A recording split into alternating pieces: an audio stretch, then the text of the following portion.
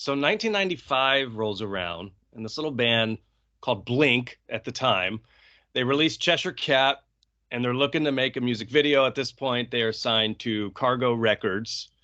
How do Yep. you get introduced to them? Did you seek them, vice versa? Do you have any recollection of that? When we talked, I was jogging my brain. I'm like, hey, wait a minute. How did it actually? I was trying, like, how did it actually happen? Like, I was really trying to figure out because I wanted to bring something for your podcast or for your listeners, like geeky. Okay, wait, how did it really happen? Hmm. And at that time, I was also working a lot with a band called Strife, hardcore straight edge band that was just one of the greatest. Just they're so good. Very much like a Pennywise, they were carving out their own thing. Um, and I had there was a girl who I met on tour with Strife who was managing some of the bands that were on tour. And her name will come to me at some point. And she kind of had like a zine. So she had some kind of punk zine. And I think she was an East Coast girl. She came out to the West Coast, had kept in touch, and she was hanging out with Pennywise, and Blink was there. And Blink mentioned that they were going to have to do a music video, and I think her name was Susan Wells. And Susan Wells is in the room, and Susan Wells says, "You have to use Darren Doane." And she called me and said, "You have to work with this band Blink-182 and do a music video for them." I said, "Okay." So literally, that's how it happens. A girl that I met on tour who was managing in some other bands gets to the West Coast, is seeing Pennywise. Blink is there, and they say they have to make a music video, and she says, "You have to use Darren." And she calls me and says, "You have to do a video for this band." And then I think the next phone call I got was from Eric, who owned, if I remember his name right, who owned Cargo Records. Yep. And that's how it happens. Like, so like the actual technical, how does it happen, right? It wasn't show me your reel or, what have you done? It was, you should use this kid, Darren. Okay. That's it. Wow.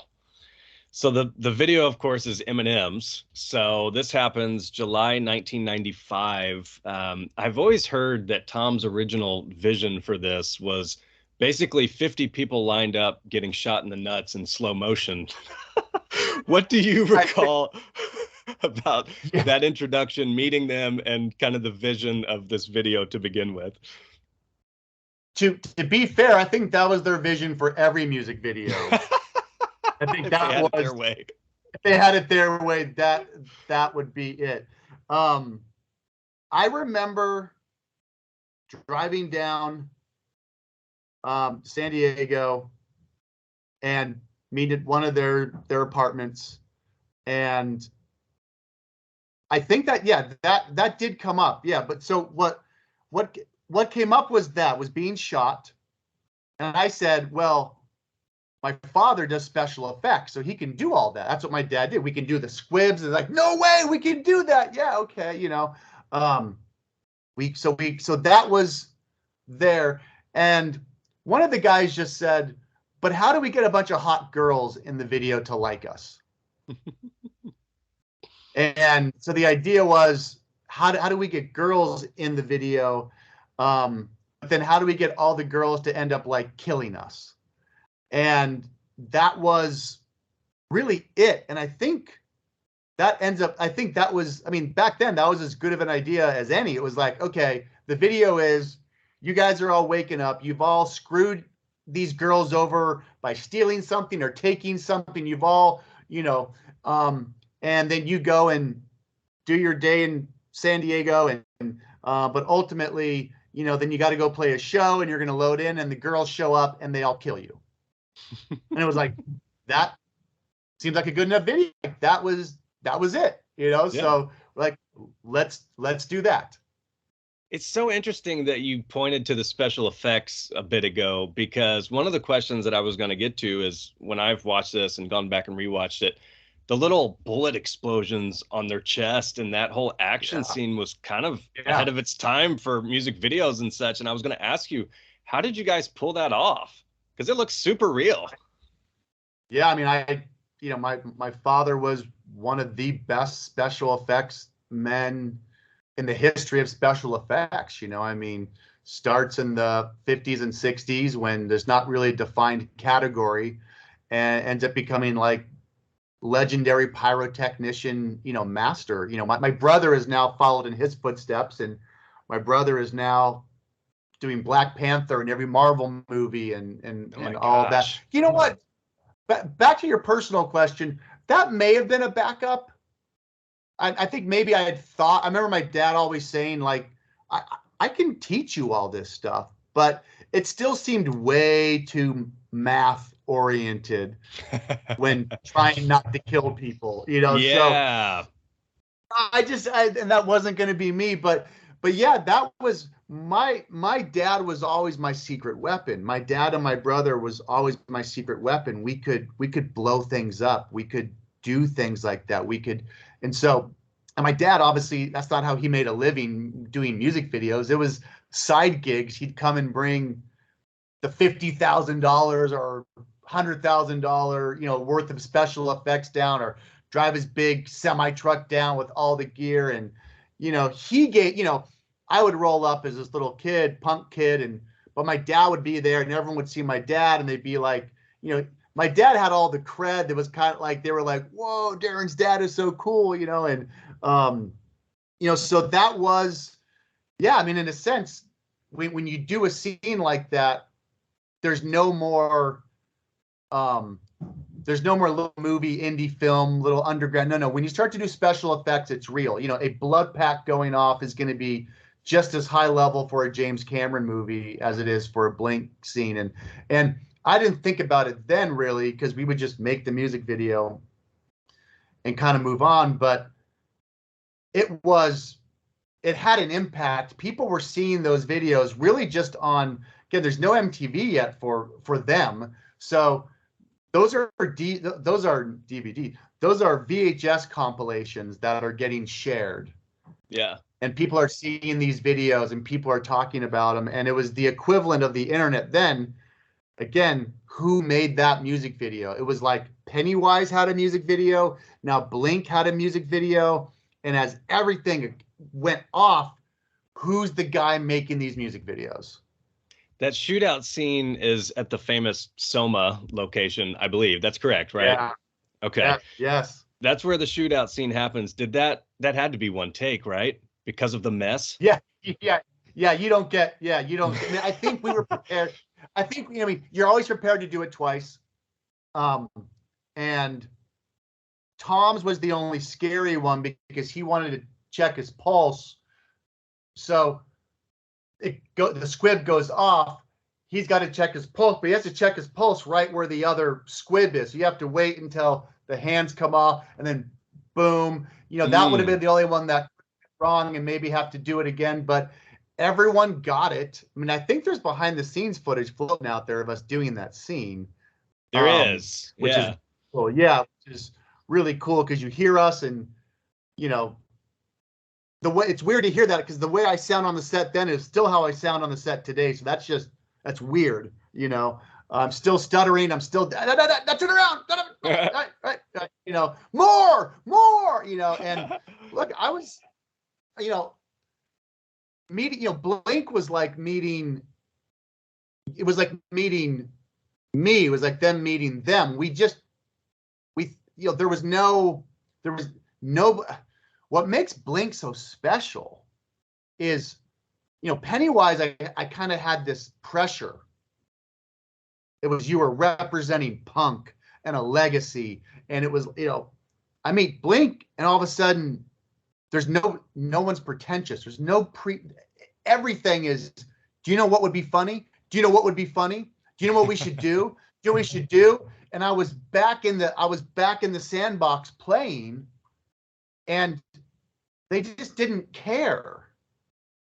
And serving the artist, serving the client, quote unquote, with them, they never ever wanted to change how to, they loved everything. I'd send them the video, love it, love it.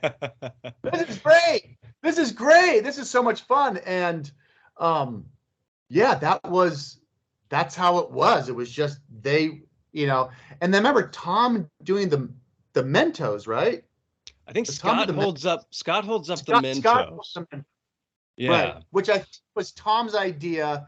They had them do it on the Mentos because I think it's not too long after. I think the Foo Fighters do like the Mentos video takeoff. And I remember people would always talk about Blink did the Mentos first, and there was all this like, in our little world of like things we thought were funny.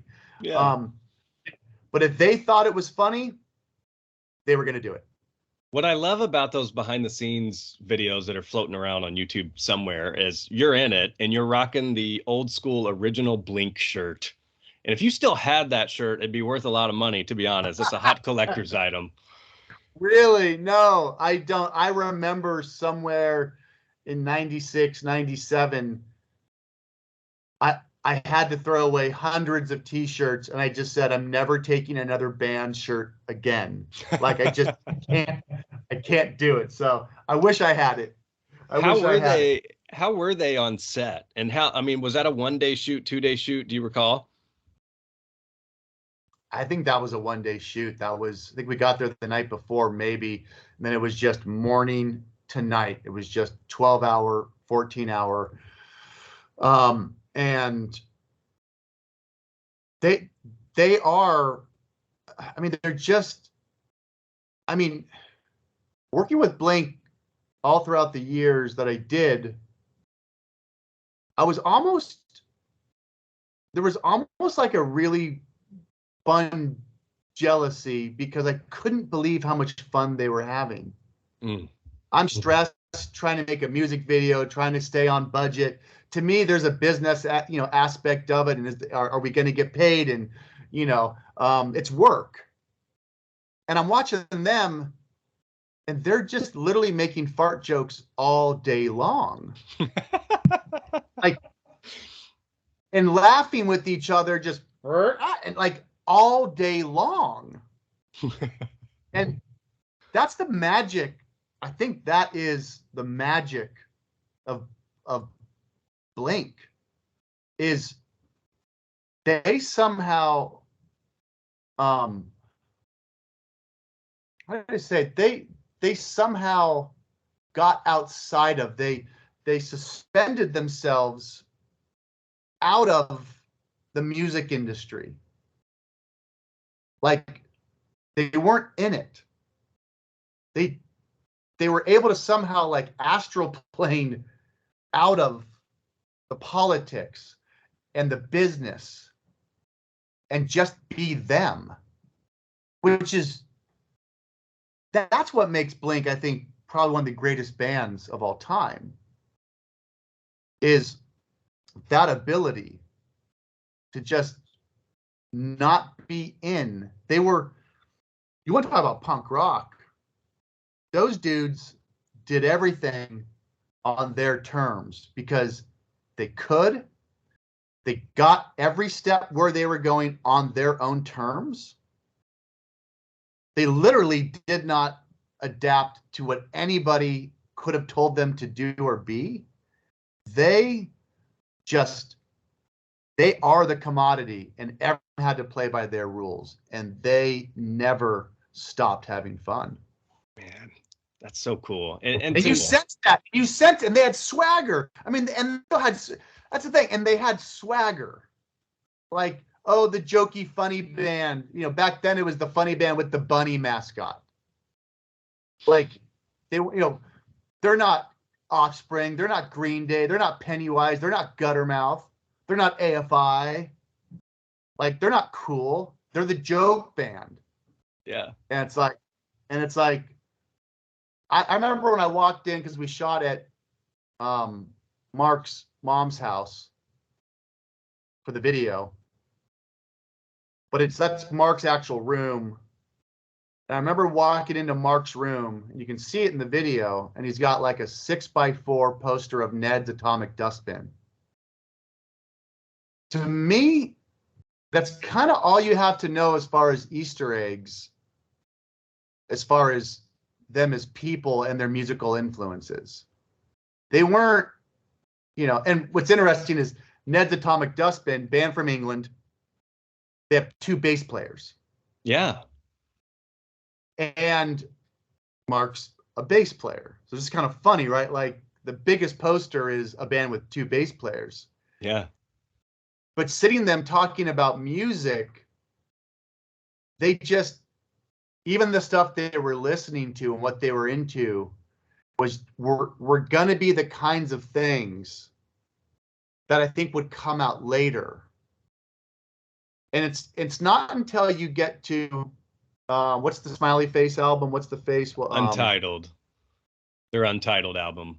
Yeah, that's why I never know the name, right? Yeah, it's just right. So it's not until you get to that album that you realize this might be one of the greatest bands of all time. And because of the access of an independent music scene, what should have been sketches, what should have been just rough ideas before you grew up and became a real band, were actual releases. And you can hear it, you can hear the melodic, it's coming, it's there, it's always there. But until you get to Untitled, you don't realize that the joke is on everybody else that thought they were a joke band. Yeah, that's a great way to put it. For I sure. mean, because that's a perfect album. Masterpiece. It's a masterpiece. It is a perfect album from beginning to end. And I don't know if people really understand that part of it. Like, that is what makes Blink so special. I got to be a part of the fun Blink, which I think that was my purpose.